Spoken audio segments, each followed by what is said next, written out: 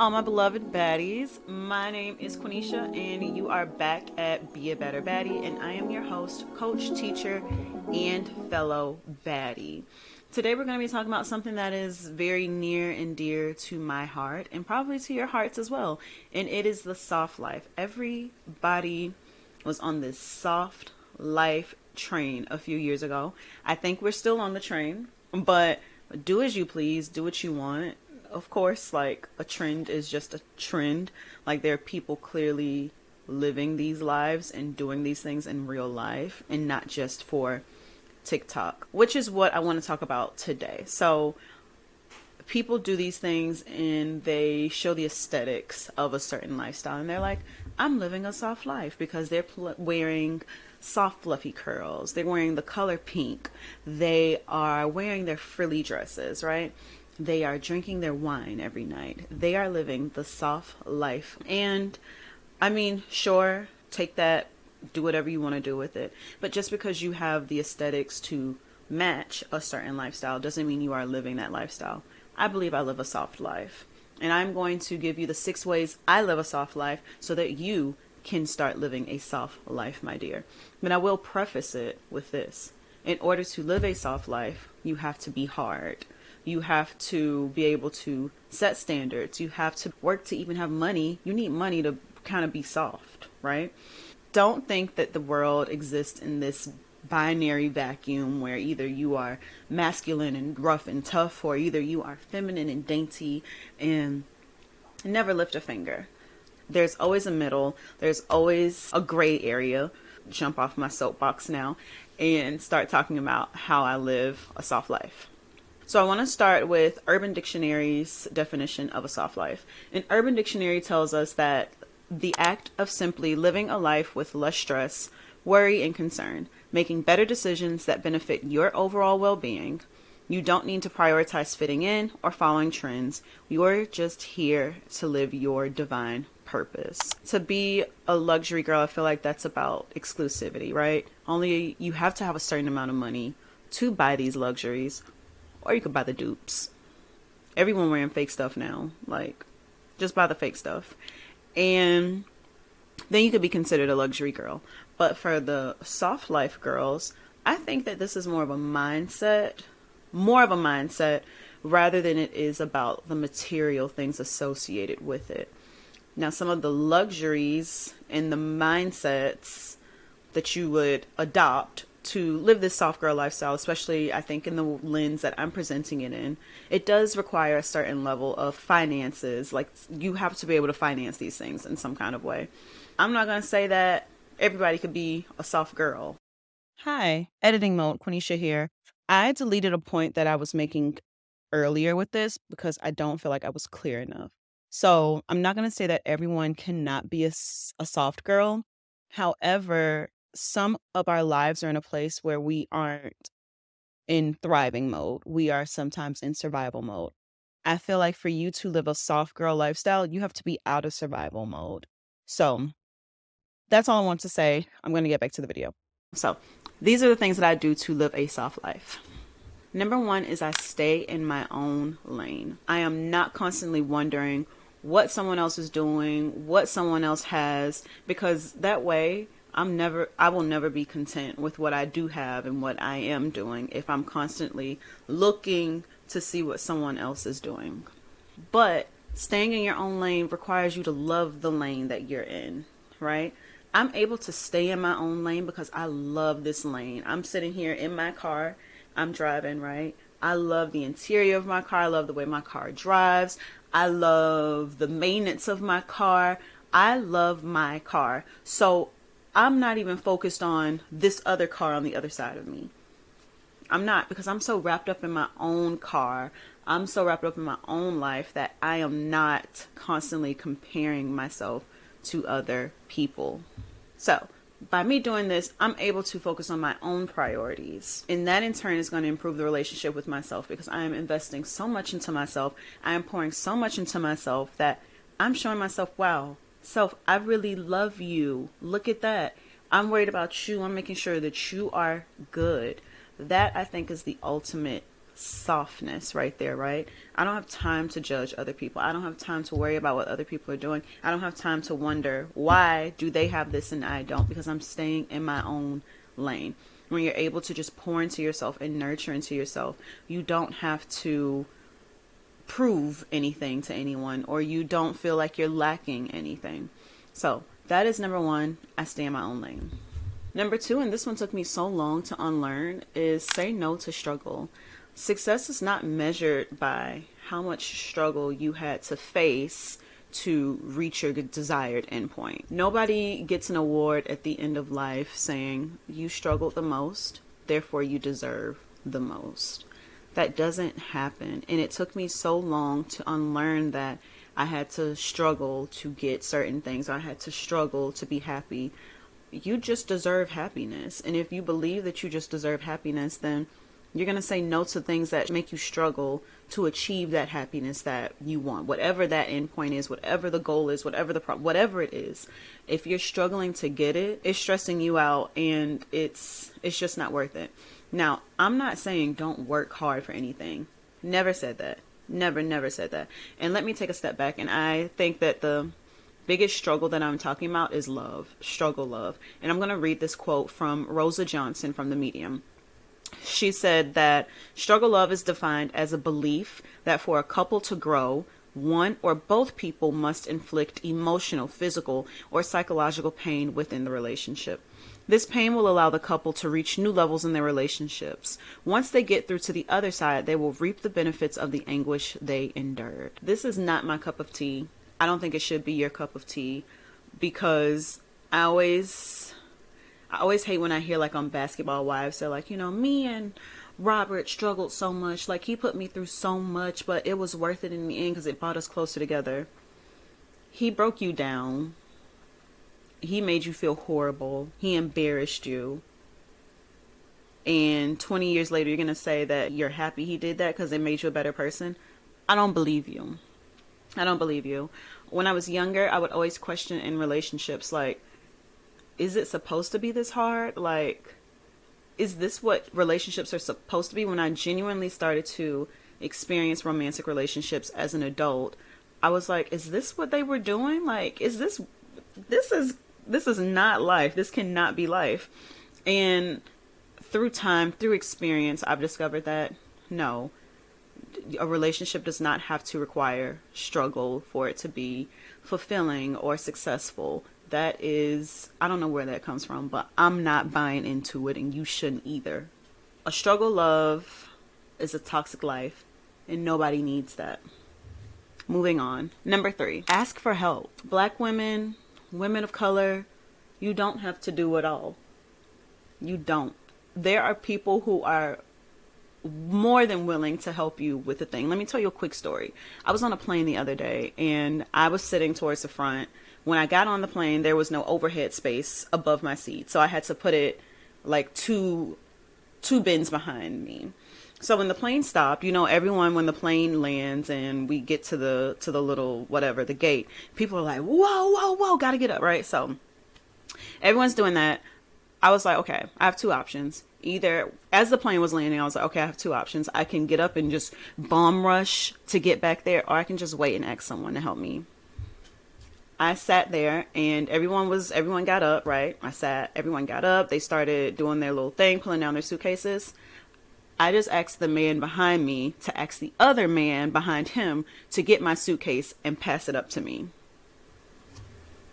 They happily obliged. I had my suitcase. I did not have to bomb rush anyone. I didn't have to knock anyone over.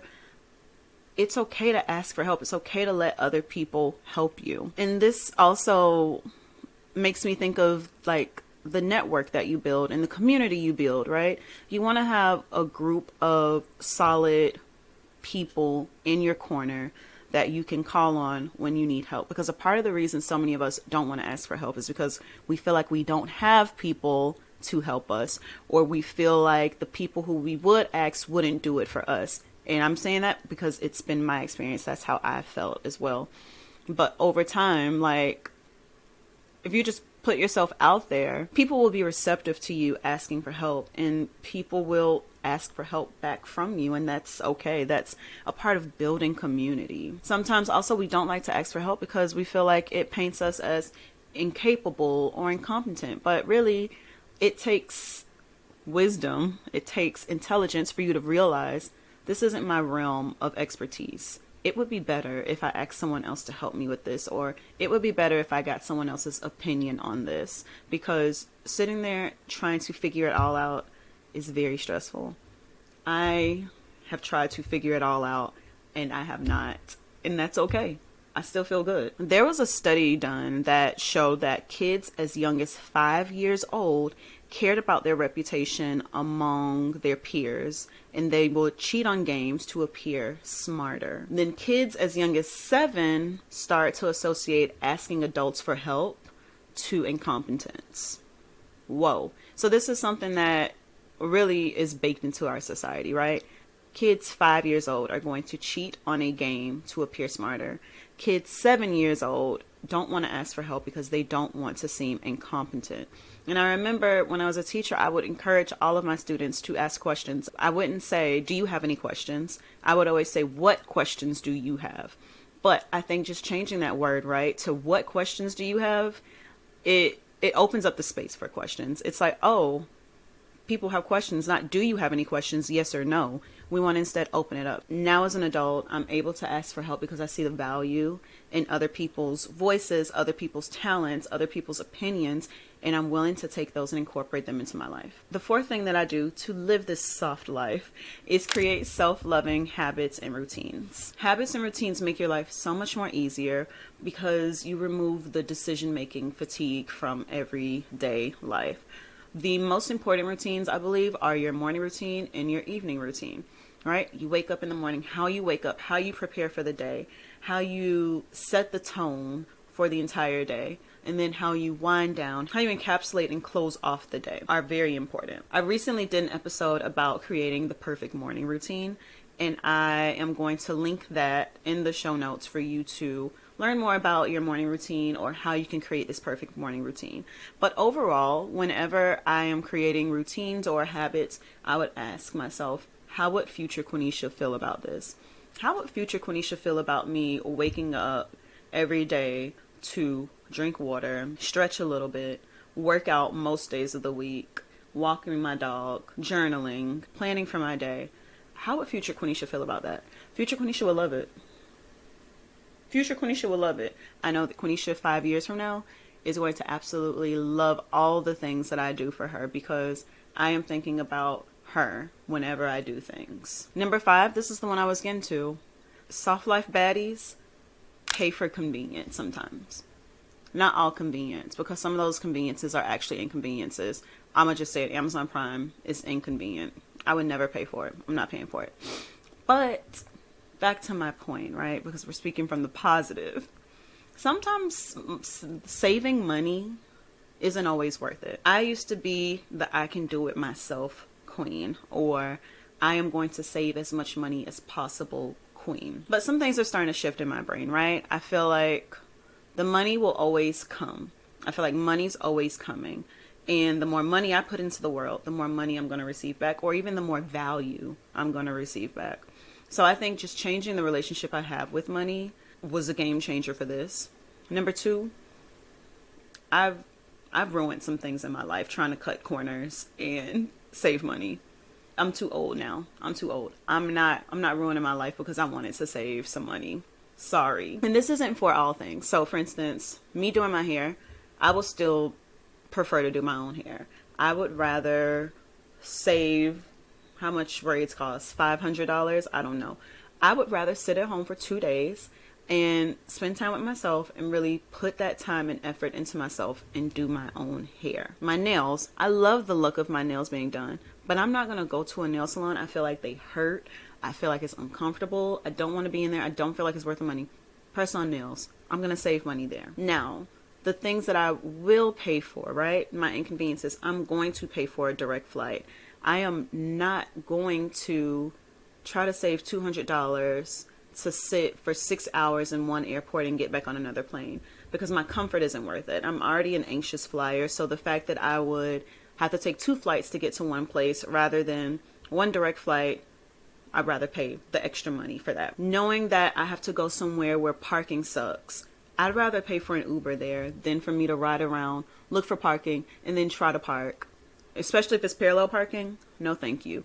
Because then I'm going to have to pay for parking too. I'm going to have to be anxious during the parking process. I'd rather just pay for an Uber rather than pay for parking and go through that entire process. So sometimes it's worth it, sometimes it's not. But I feel like overall, when you're able to save time with your money, it's worth it.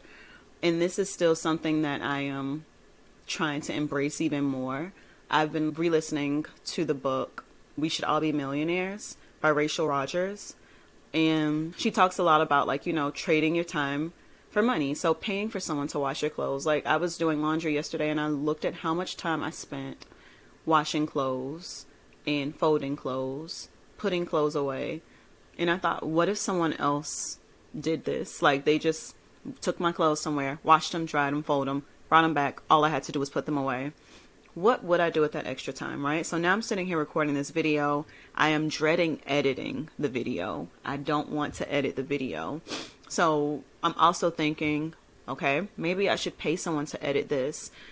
But that is one mental blockage that I haven't overcome just yet. Those everyday tasks that I feel like I can do. I'm capable of doing them. Why should I pay someone to do them? So I'm still going to throw money at inconveniences, but we are all still learning and growing. Who knows? Maybe I'll just continue editing my own videos and doing my own laundry for the rest of my life. Who knows? The last way I live a soft life is enjoying the simple pleasures of life. A few years ago, there was this TikTok trend about romanticizing your life, and there was just like this audio over people doing the most mundane tasks.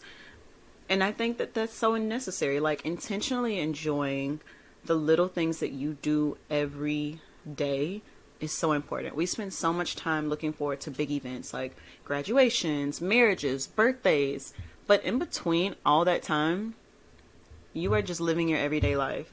And that is the life that makes you who you are. Those days are important, and those days are what bring you joy.